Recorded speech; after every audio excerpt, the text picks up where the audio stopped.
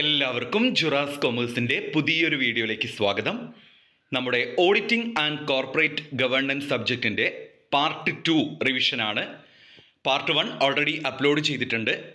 അതായത് ആദ്യത്തെ മൊഡ്യൂൾ മുതൽ 5ാമത്തെ മൊഡ്യൂൾ വരെയുള്ള എല്ലാ ഇമ്പോർട്ടൻറ്റ് ടോപ്പിക്കുകളുമാണ് ഓരോ പാർട്ടായിട്ട് നമ്മൾ ഡിസ്കസ് ചെയ്യുന്നത്.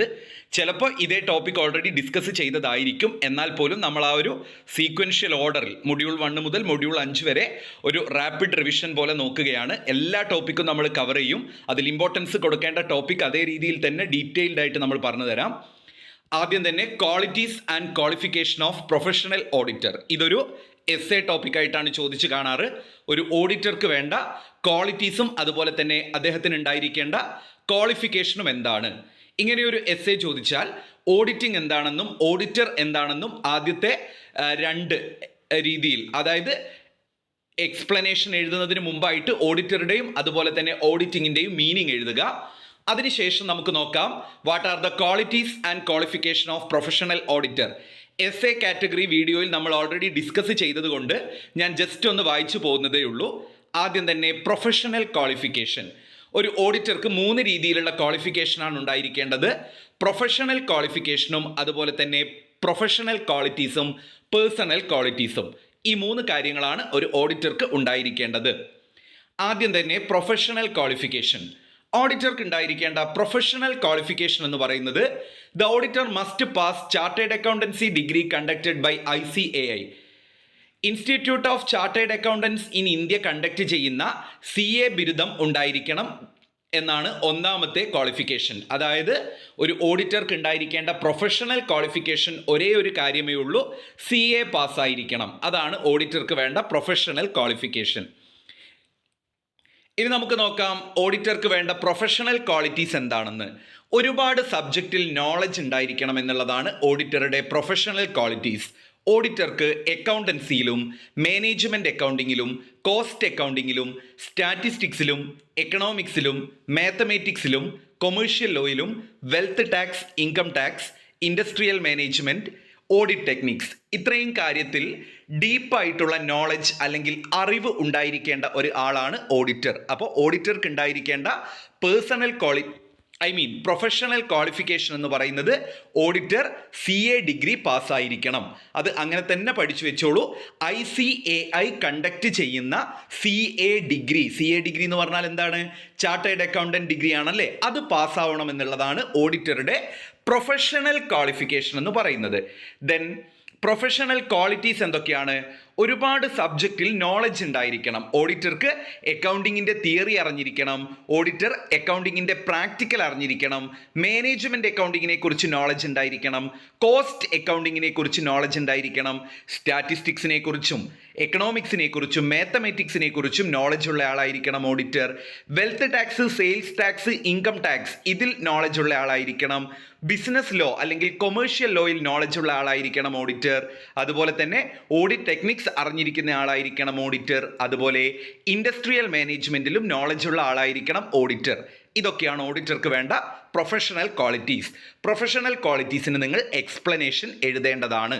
എസ് എ ആണ് ചോദിക്കുന്നത് എങ്കിൽ പ്രൊഫഷണൽ ക്വാളിറ്റീസിന് എസ് എ എഴുതണം. ഇപ്പോൾ എക്സ്പ്ലനേഷൻ എഴുതണം. നോളജ് ഓഫ് അക്കൗണ്ടിങ് തിയറി എന്ന് പറയുമ്പോൾ നിങ്ങൾക്ക് എഴുതാം the auditor must have the knowledge of accountancy theory. Okay, ആ ഒരു രീതിയിൽ എഴുതിയാൽ മതി. ഇനി ഓഡിറ്റർക്ക് ഉണ്ടായിരിക്കേണ്ട പേഴ്സണൽ ക്വാളിറ്റീസ് എന്തൊക്കെയാണ്?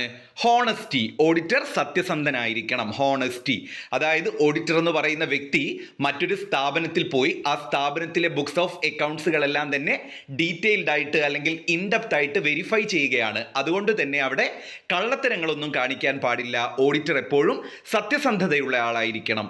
ടാക്ട്ഫുൾ. ഓഡിറ്റർ എപ്പോഴും തന്ത്രശാലിയായിരിക്കണം. അതായത് മറ്റൊരു സ്ഥാപനത്തിൽ പോയിട്ട് അവിടുത്തെ കണക്കും കാര്യങ്ങളും പരിശോധിക്കണമെങ്കിൽ ചില തന്ത്രങ്ങളെല്ലാം പ്രയോഗിക്കേണ്ടി വരും. അതുകൊണ്ട് തന്നെ അദ്ദേഹത്തിൻ്റെ ക്യാരക്ടർ വിട്ടുകൊടുക്കാതെ കുറച്ചുകൂടെ തന്ത്രശാലിയായിട്ട് അല്ലെങ്കിൽ ടാക്ട്ഫുൾ ആയിട്ട് പെരുമാറണം. Hard work. ഓഡിറ്റർ എപ്പോഴും ഒരു കഠിനാധ്വാനി ആയിരിക്കണം. കാരണം ഓഡിറ്ററുടെ ഡ്യൂട്ടി എന്ന് പറയുന്നത് പോലും ആ രീതിയിലുള്ളതാണ്. മറ്റൊരു സ്ഥാപനത്തിൽ പോയിട്ട് അവിടുത്തെ ഡോക്യുമെൻസുകളും റെക്കോർഡ്സുകളും ബുക്സ് ഓഫ് അക്കൗണ്ട്സുകളും എല്ലാം തന്നെ ഡീറ്റെയിൽഡ് ആയിട്ട് പരിശോധിക്കുന്ന ഒരു വ്യക്തിയാണ് ഓഡിറ്റർ. ഒരു സ്ഥാപനത്തിൻ്റെ true and fair views exhibit ചെയ്യേണ്ട ഒരാളും കൂടെയാണ് ഓഡിറ്റർ. അതുകൊണ്ട് തന്നെ അദ്ദേഹം ഒരു ഹാർഡ് വർക്കർ ആയിരിക്കണം. ഇംപാർഷ്യൽ. ഓഡിറ്റർ യാതൊരു കാരണവശാലും പാർഷ്വാലിറ്റി കാണിക്കാൻ പാടില്ല. ഓരോ ക്ലയൻറ്റിനെയും ഓഡിറ്റർ ഇംപാർഷ്യലായിട്ട് ട്രീറ്റ് ചെയ്യണം. കാരണം ആരോടെങ്കിലും പാർഷ്വാലിറ്റി കാണിച്ച് കള്ളത്തരങ്ങൾ കണ്ടാൽ അത് മൂടി വെക്കുന്നതൊന്നും ഓഡിറ്റർക്ക് ഉണ്ടായിരിക്കേണ്ട ഒരു സ്വഭാവ സവിശേഷതയല്ല. അതുകൊണ്ട് തന്നെ ഓഡിറ്റർ ഇംപാർഷ്യൽ ആയിരിക്കണം. Cautious and vigilant. ഓഡിറ്റർ എപ്പോഴും ജാഗരൂകനായിരിക്കണം. ഓരോ ക്ലയൻറ്റിൻ്റെ അടുത്ത് പോയിട്ടും അല്ലെങ്കിൽ ഓരോ സ്ഥാപനത്തിൽ പോയിട്ടും അവിടുത്തെ ബുക്സ് ഓഫ് അക്കൗണ്ട്സുകൾ പരിശോധിക്കുമ്പോൾ അവിടെ എന്തെങ്കിലും മിസ്റ്റേക്കുകൾ ഉണ്ടോ അല്ലെങ്കിൽ തെറ്റുകുറ്റങ്ങൾ വന്നിട്ടുണ്ടോ എന്നുള്ള കാര്യത്തിൽ ജാഗരൂകനായിരിക്കണം ഓഡിറ്റർ.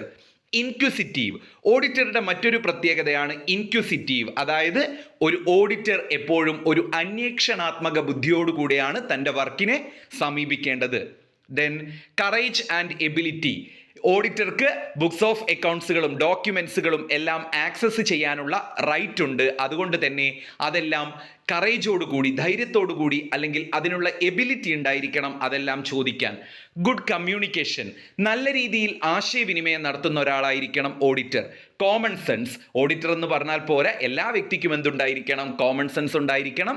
അതേപോലെ തന്നെ ഓഡിറ്റർക്കും എന്തുണ്ടായിരിക്കണം? കോമൺ സെൻസ് ഉണ്ടായിരിക്കണം.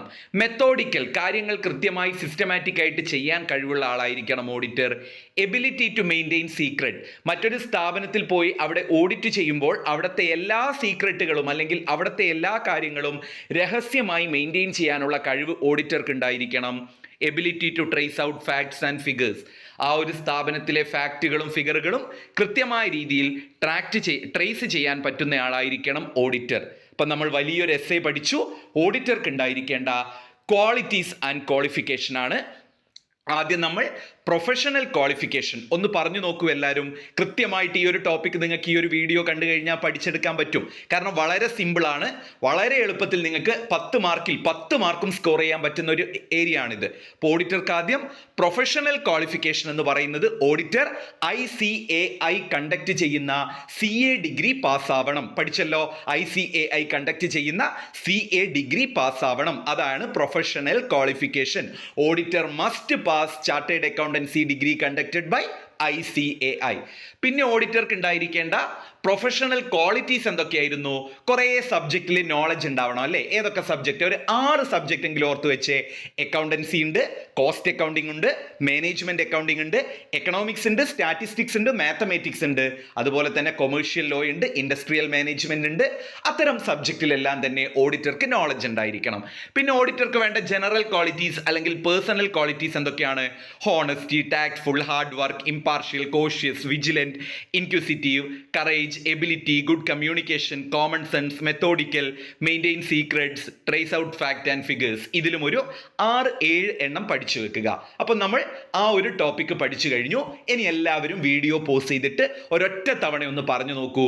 ഓഡിറ്ററുടെ ക്വാളിറ്റീസും ക്വാളിഫിക്കേഷനും നിങ്ങൾക്ക് ഇത് ഒരു എസ്സേ പോലെ എഴുതാൻ സാധിക്കും അല്ലേ? അടുത്തതാണ്, നമ്മൾ ഓൾറെഡി ഡിസ്കസ് ചെയ്തതാണ്, ഇൻവെസ്റ്റിഗേഷൻ. പരീക്ഷയ്ക്ക് വാട്ട് ഈസ് ഇൻവെസ്റ്റിഗേഷൻ എന്നൊക്കെ ചോദിക്കും.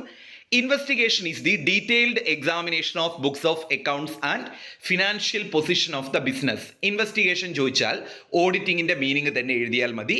രണ്ടും കറക്റ്റ് തന്നെയായിട്ട് വരും. ഓക്കെ, അപ്പോൾ ഇൻവെസ്റ്റിഗേഷൻ എന്ന് പറയുന്നതും എന്താണ്? ഒരു ഡീറ്റെയിൽഡ് എക്സാമിനേഷൻ ആണ്. ഓഡിറ്റിംഗ് എന്ന് പറഞ്ഞാലും അതൊരു ഡീറ്റെയിൽഡ് എക്സാമിനേഷൻ ആണ്. എന്താണ് അവർ ഡീറ്റെയിൽഡ് ആയിട്ട് എക്സാമിൻ ചെയ്യുന്നത്? ബുക്സ് ഓഫ് അക്കൗണ്ട്സുകളും ഡോക്യുമെന്റ്സുകളും റെക്കോർഡ്സുകളും ഒരു ബിസിനസിന്റെ ഫിനാൻഷ്യൽ പൊസിഷനും എല്ലാം തന്നെ ഡീറ്റെയിൽഡ് ആയിട്ട് എക്സാമിൻ നടത്തുന്നതാണ് ഇൻവെസ്റ്റിഗേഷൻ. ഇനി നമ്മൾ റിവിഷൻ നടത്തേണ്ടത് അല്ലെങ്കിൽ ഒന്ന് റിവൈസ് ചെയ്ത് പോകേണ്ട ടോപ്പിക്കാണ് ഓഡിറ്റിങ്ങും ഇൻവെസ്റ്റിഗേഷനും തമ്മിലുള്ള ഡിഫറൻസ്. ഓഡിറ്റിംഗ് കമ്പൽസറി ആണ്, ഇൻവെസ്റ്റിഗേഷൻ കമ്പൽസറി അല്ല. ഓഡിറ്റിംഗ് 1 വർഷത്തേക്കാണ് കവർ ചെയ്യുക.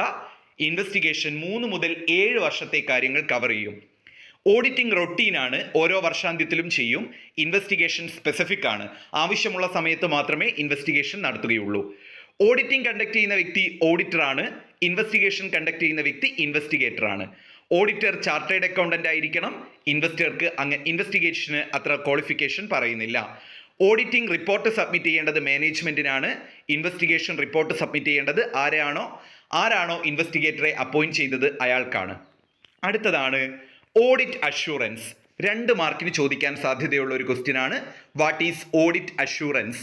Audit assurance means degree of satisfaction expressed by the auditor in his audit report. ഒരു ഓഡിറ്റ് റിപ്പോർട്ട് കൊടുക്കുമ്പോൾ അതിൽ എത്രത്തോളം ഡിഗ്രി ഓഫ് സാറ്റിസ്ഫാക്ഷൻ എക്സ്പ്രസ് ചെയ്തിട്ടുണ്ട്, നമ്മുടെ സ്ഥാപനത്തിൻ്റെ ആ ഒരു വർക്കുകൾ എത്രത്തോളം കറക്റ്റ് ആണ് എന്ന് കാണിക്കുന്ന ആ ഒരു ഉറപ്പിനെയാണ് ഓഡിറ്റ് അഷുറൻസ് എന്ന് പറയുന്നത്. അപ്പോൾ ഓഡിറ്റ് അഷുറൻസ് എന്ന് കണ്ടു കഴിഞ്ഞാൽ ഓഡിറ്റ് റിപ്പോർട്ടിലെ ഡിഗ്രി ഓഫ് സാറ്റിസ്ഫാക്ഷനെയാണ് എന്ന് പറയുന്നത്. അപ്പോൾ ആ ഒരു ഓഡിറ്റ് അഷുറൻസ് ഒക്കെ മുമ്പൊക്കെ ചോദിച്ചു കാണാറുണ്ട്, അതുകൊണ്ട് സ്കിപ്പ് ചെയ്യേണ്ട, പഠിച്ചോളൂ. ഓഡിറ്റ് അഷുറൻസിലെ കീവേഡ് എന്താണ്? Degree of satisfaction expressed by the auditor in his audit report.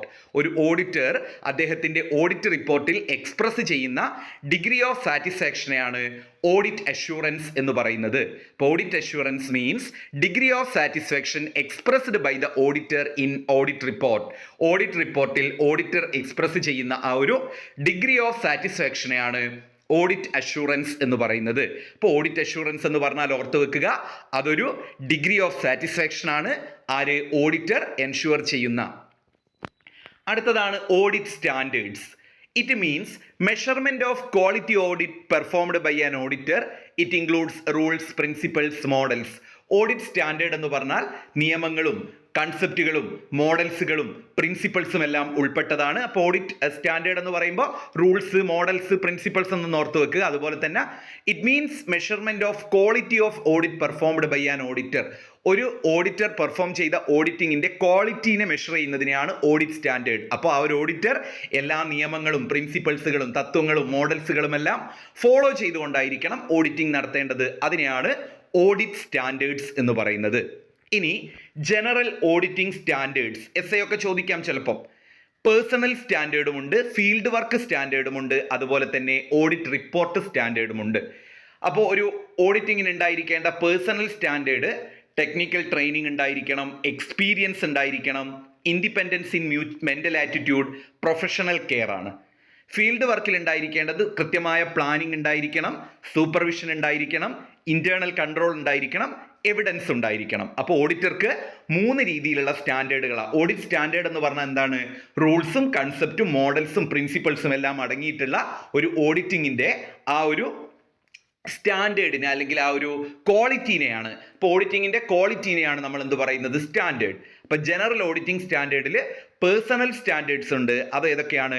Technical training, experience, independence in mental attitude, professional care. ഇതൊക്കെ ഓഡിറ്റിംഗ് നടത്തുന്ന വ്യക്തിക്ക് ഉണ്ടായിരിക്കേണ്ട പേഴ്സണൽ ഗുണങ്ങളാണ്, അല്ലെങ്കിൽ പേഴ്സണലായിട്ട് ഫോളോ ചെയ്യേണ്ട റൂൾസ് ആണ്. ഫീൽഡ് വർക്കിൽ അവരെന്ത് ചെയ്യണം? പ്ലാനിങ്. ഒരു ഓഡിറ്റിംഗ് നടത്തുമ്പോൾ അതിനെക്കുറിച്ച് വ്യക്തമായൊരു പ്ലാനിങ് ഉണ്ടായിരിക്കണം, കൃത്യമായ സൂപ്പർവിഷൻ ഉണ്ടായിരിക്കണം, ഇന്റേണൽ കൺട്രോൾ ഉണ്ടായിരിക്കണം, എവിഡൻസുകൾ ഉണ്ടായിരിക്കണം. ഓഡിറ്റ് റിപ്പോർട്ടിൽ എന്തൊക്കെയാണ് അവർ ഫോളോ ചെയ്യേണ്ടത്? Conformity, consistency, adequacy, opinion.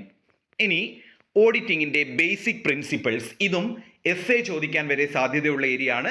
Basic principles of auditing എളുപ്പമാണ്, കുറച്ച് പോയിന്റ് പഠിച്ചു വെച്ചാൽ മതി. Integrity, objectivity, independence, confidentiality, skills and competence, work performed by others, documentation, audit planning, audit evidence, internal control, accounting system, audit conclusion, audit report. അപ്പോൾ ഇതാണ് ഓഡിറ്റിങ്ങിൻ്റെ basic principles. ചിലപ്പോൾ ഇത് 5 മാർക്കിനായിരിക്കും ചോദിക്കുക.